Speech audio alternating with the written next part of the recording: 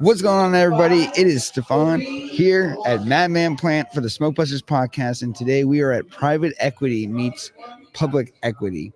And today we heard a lot of different speakers, a lot of panelists, and I'm actually with Tony of Stellar Consultancy, who's the guy that's helping people really put their plan into motion, identifying value, and really helping people go forward in the cannabis space.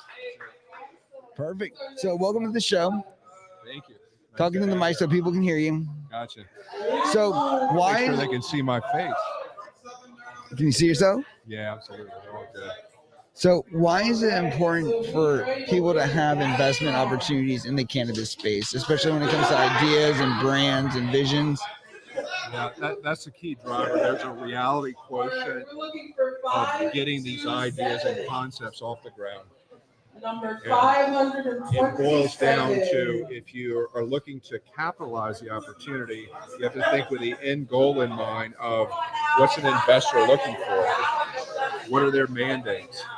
Okay, just because you have a great idea, we see it all the time. Yep. There's a reality quotient of executing a plan. 5, And 3, to simplify the idea, and hopefully this is helpful to the audience, it's really focusing in on the construct of the business or success of the business. Yep. 5 M's. It's the market opportunity. It's the management and team involved. It's the mechanisms that drive the business. It's the moat, M-O-A-T, the defensive postures, the threat mitigation that protects the opportunity, and then the money component. Yep. How do you monetize it? How do you manage finances?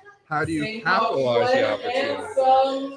So that's vitally important to make sure those are in place to attract investors that have those mandates to invest in that type of a concept. And going back to the mechanisms, unique mechanisms, we heard a theme tonight around, hey, we want to shift and be different and have competitive advantages. That's what drives those. So what are some of the misconceptions that people have when they have an idea, and then how to turn that into a monetization platform? So they don't do the validation of the marketplace. So just because you have an idea doesn't mean the market will buy into the idea. Yeah. So that's really important. And we see that a lot where a lot of capital is invested and that validation hasn't occurred and it's money lost. So with that being said, what are some things that people can do, like if they have an idea or they have a vision? What are some things that people really need to pay attention so when people come to you, they have a better opportunity to get a yes or to get more engagement or more of an appropriate answer to what they want? Market research. And what is that for people that don't know what that is? Chat GPT. That easy. Well, do some research around that and just plug the question in. You know, what's the compound annual growth rate for fill in the blank? You'd be surprised the information you get. Yeah. So you're not guessing. Mm-hmm. And that's why when we talk about targeting of investors, mandates, well, we're trying to identify past history. If you're using data, behavioral intent, right? What have they done before? That data's out there. Yeah. So just really dial in what your opportunity is and validate the marketplace for that opportunity. Fantastic. Now, what are some of the big things that you've done in the cannabis space as far as investments? Are there any things that you can talk about? Yeah, it's sensitive to regulatory issues, so you want to be considerate of that. In the business model, that is one of the areas in the cannabis industry that we see a shortcoming of just the basic foundational concepts around what makes the business successful. Yeah. Sales and marketing. Yeah. Number one, you got to get your brand out there. Again, you got the better mousetrap where nobody knows about the mousetrap. Yep. Doesn't matter. Sales and marketing, financial management. How do you monetize? Know the numbers, the KPIs. It's a math equation. Customer acquisition cost. All the basic business stuff has to be in place. It is a business.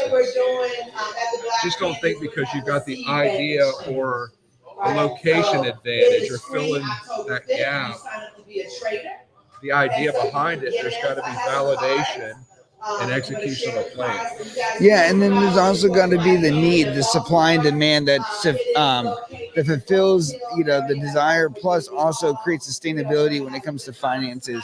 As a person who's owned my business for about 15 years now for my production company, Good Luck Steph, and then MadManPlant, we've only been around for 2 years. It was actually a way to get inside the cannabis space, but we wound up blowing up our own brand focused around mental health, home growing, and then ultimately smoking.